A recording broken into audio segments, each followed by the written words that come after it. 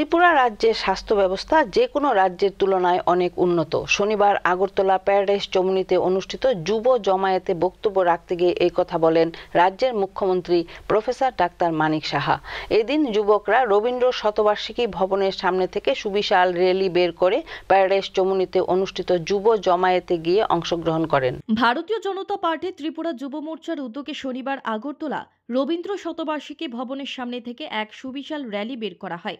এদিন সারা রাজ্যের যুবকরা এই র্যালিতে অংশগ্রহণ করে রাজধানীর রাজপথ পরিক্রমা করে প্যারাডাইস চৌমুনিতে আয়োজিত যুব জমায়েতে গিয়ে অংশগ্রহণ করে।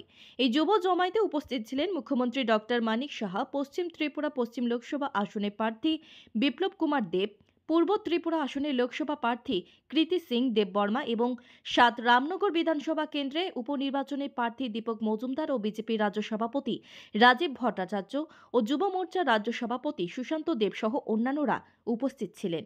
অনুষ্ঠানে আলোচনা করতে গিয়ে রাজ্যের মুখ্যমন্ত্রী বলেন, ত্রিপুরার বর্তমান স্বাস্থ্য ব্যবস্থা দেশের অন্যান্য রাজ্যের তুলনায় অনেক উন্নত হয়েছে।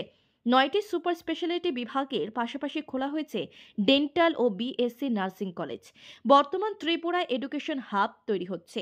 এছাড়াও এদিনে যুব জমায়েতে বক্তব্য রাখতে গিয়ে তিনি উল্লেখ করেন, প্রধানমন্ত্রীর মার্গদর্শন অনুযায়ী ভারতবর্ষের পাশাপাশি ত্রিপুরার উন্নয়নের কাজ করছে বর্তমান সরকার। তিনি উল্লেখ করেন, রাজ্যে একসময়ের ৪,০০০ এসএইচজি গ্রুপ ছিল, বর্তমানে তা বেড়ে হয়েছে ৫৬,০০০।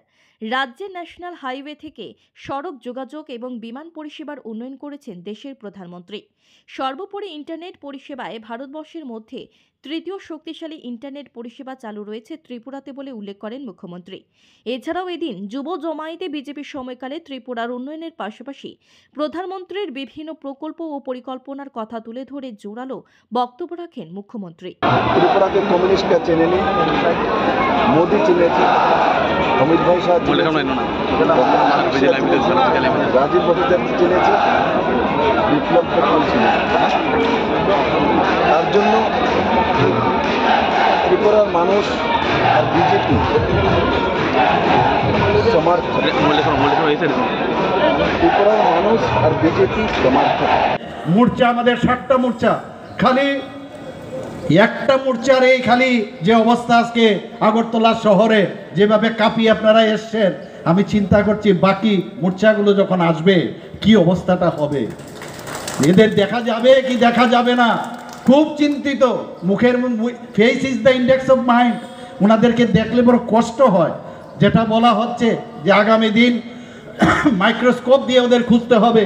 আমাদের মাননীয় প্রধানমন্ত্রীজি বারবার বলছেন, আমরা শুধু রাজনীতি না, আমরা চাই সব মানুষের তার আর্থসামাজিক উন্নয়ন।